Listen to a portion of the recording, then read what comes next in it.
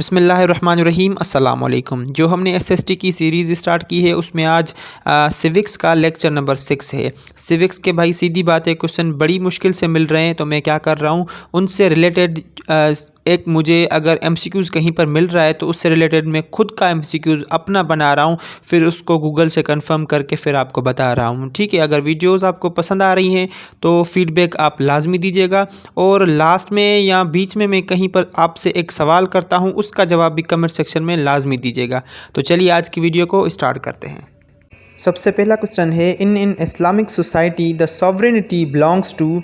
इसमें पूछ रहा है कि इस्लामिक सोसाइटी में सॉवरेनिटी किसको बिलोंग करती है, हम किससे जो है रिलेट करते हैं कि भाई खुद मुख्तारी तो सिर्फ इसकी है।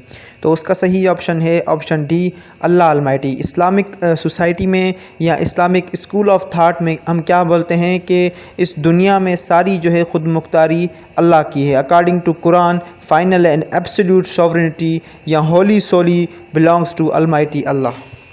अगला क्वेश्चन है, the book Muqaddimah is written bye.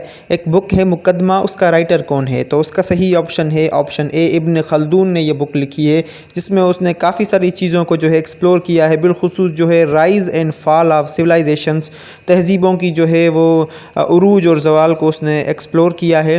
ये इब्न खल्दून एक बड़ा मशहूर जो है वो फ़िलासफ़र था। ये क्वेश्चन भी आता है कि इब्न खल्दून वाज फ्राम, तो वो तुनिसिया से था, तुनिसिया या तुनिसिया, जिस तरह से आप इसको प्रोनाउंस करें आपकी मर्ज़ी है।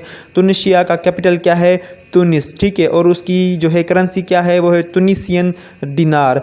और ये कौन से कॉन्टिनेंट में आता है, अफ्रीका कॉन्टिनेंट में। और इसका प्रेसिडेंट कौन है, वो है के सईद। किसी भी टॉपिक को पढ़ने का मेरा तरीका ये होता है, देखिए अभी कोई कंट्री आ गया तो उसका मैं पहले कैपिटल देखता हूँ, फिर उसकी करेंसी देखता हूँ, फिर वो कौन से कॉन्टिनेंट में आता है, फिर उसका प्रेसिडेंट कौन है या उसका प्राइम मिनिस्टर कौन है, मौजूदा कौन है, उसका पहला प्राइम मिनिस्टर कौन था और उसका सेकंड लास्ट प्राइम मिनिस्टर कौन है। ये सारी चीज़ें जो है मैं इकट्ठे एक पेज पर या कहीं पर लिख लेता हूँ। इस तरह से मैं पढ़ता हूँ। आपको भी मैं सजेस्ट करूँगा कि आप भी इस तरीके से पढ़ें, एक सवाल के बजाय जो है आप जो है आपके बहुत सारे सवालात वो है वो सॉल्व हो जाएंगे।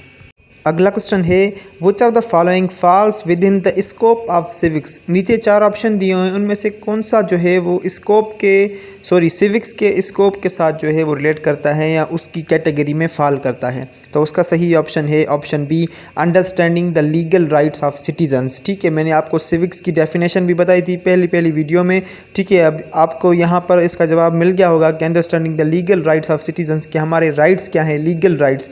बेसिकली सिविक्स क्या है, वो is a branch of knowledge है जो कि एक बंदे को या एक स्टूडेंट को या एक बंदे को जो है प्रिपेयर करती है, एक अवेयर सिटीज़न बनाती है। उसको ये सिखाती है कि भाई आपका पॉलिटिकल निज़ाम ये है, आपके इसमें राइट्स ये हैं और आपकी इसमें रिस्पॉन्सिबिलिटीज़ ये हैं। ठीक है, सिंपली सिविक्स का मतलब ये होता है। अगला क्वेश्चन है, when do USA celebrate it's independence day. ठीक है, यूएसए जो है अपना आज़ादी का दिन कौन से दिन को जो है सेलिब्रेट करता है। तो उसका सही ऑप्शन है ऑप्शन ए, हर साल 4 जुलाई को जो है यूएसए अपना इंडिपेंडेंस डे जो है सेलिब्रेट करता है। ये भी आपसे क्वेश्चन पूछ सकते हैं कि यूएसए ने किससे जो है इंडिपेंडेंस हासिल की थी, तो वो ग्रेट ब्रिटेन से जो है हासिल की थी। दूसरे जो ऑप्शन जैसे लिखे हुए हैं, 1 मई आपको पता है कि 1 मई जो है वो हम लेबर डे सेलिब्रेट करते हैं। ये मैंने जानबूझ के ऑप्शन लिखे हैं ताकि आपको जो है कुछ डेज़ भी इसी बहाने में बता दूं। ठीक है, 1 मई लेबर डे। 8 मार्च जो रिसेंटली जो है गुजर गया है, 8 मार्च जहाँ पर औरतों का मार्च निकलता है, वुमेंस डे होता है हमारा। और 27 दिसंबर जो है वो पाकिस्तान की वाहिद अभी तक जो है female prime minister Benazir Bhutto को जो है असैसिनेट किया गया था 27 दिसंबर को। अगला क्वेश्चन है, what is an amendment. Amendment हम किसको बोलते हैं, अमेंडमेंट की मीनिंग क्या है। ठीक है, तो उसका सही ऑप्शन है option A, change in constitution. जब एक आइन बनता है उस वक्त के मुताबिक उसके हिसाब से जो है लाज को सेट कर दिया जाता है। जब वक्त गुजरता जाता है तो वक्त के हिसाब से हालात और जज्बात जो है हालात और जो है वो ज़रूरियात या जो है हमारे यहाँ सिस्टम चेंज हो जाता है। इस वजह से लॉ को थोड़ा अल्टर करना पड़ता है, थोड़ा उसमें मॉडिफिकेशंस लानी पड़ती है, थोड़ी उसमें चेंजेस लानी पड़ती है। अमेंडमेंट का मतलब होता है चेंजेस। ठीक है, तो मतलब किसी लॉ को हम चेंज करके उसको हम ख़त्म ना करें, उसमें चेंजिंग करें, उसमें एक और क्लास ऐड कर दें। जैसे पहले जो है सारे पावर सेंटर के पास हुआ करते थे, फिर क्या हुआ भाई, सब किसी को अपने जो है पावर्स दे दिए गए। सही है। कभी कभार भाई इतनी खामोशी में वीडियो बनाता हूँ कि मुझे मेरी सांस की आवाज़ सुनाई देती है, तो मुझे डर लगता है। कभी कभार जो कल वाली वीडियो मैंने अपलोड की उसमें भाई कभी मटर वाला आ रहा है, कभी जो है वो पेतियाँ ठाने वाला आ रहा है, तो भाई खामोशी वाली वीडियो को भी इंजॉय करें। अगला क्वेश्चन है, which country has world's lengthiest constitution. दुनिया में सबसे लेंथी कॉन्स्टिट्यूशन कौन से कंट्री का है? तो उसका सही ऑप्शन है ऑप्शन डी, ये इंडिया का कॉन्स्टिट्यूशन है दुनिया में सबसे लेंथीएस्ट। बहाने से आपको जो है मैं कैपिटल बता देता हूं, क्योंकि मैं नहीं चाहता कि जो मेरी वीडियोस देखता है वो कोई भी कैपिटल और करेंसी गलत करे। ठीक है, तो पाकिस्तान का कैपिटल है इस्लामाबाद। इस्लामाबाद का पुराना नाम है राजशाही। इस्लामाबाद को हम ब्रेसिलिया ऑफ पाकिस्तान भी बुलाते हैं। ढाका जिसका कैपिटल है, बांग्लादेश जिसका कैपिटल है ढाका। सही है। अनकरा लिखा हुआ है, अनकरा जो है वो टर्की का कैपिटल है। ये मैंने दो बीच में कैपिटल्स लिख दिए हैं, कंट्री नहीं लिखे। ठीक है, इस वजह से लिखे हैं जैसे मैं खुद भी कंफ्यूज हो जाऊं और आपका माइंड भी थोड़ा शार्प हो कि भाई कभी कभार ऐसे भी होता है। और इंडिया का कैपिटल जो है वो न्यू दिल्ली है।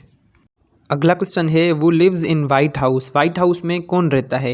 ये जितने भी जो है प्रेसिडेंट के रेजिडेंट्स हैं या जो है पार्लियामेंट के नेम हैं, जो भी मुख्तलिफ है ना सबसे, वो आप थोड़े बहुत याद कर लें। ये सवाल भी जो है टेस्ट में पूछे जाते हैं। तो इस क्वेश्चन का सही ऑप्शन है ऑप्शन सी, वाइट हाउस जो है वो ऑफिशियल रेजिडेंस है यूएसए की प्रेसिडेंट की। और यूएसए का प्रेसिडेंट अभी कौन है? वो है जो बाइडेन।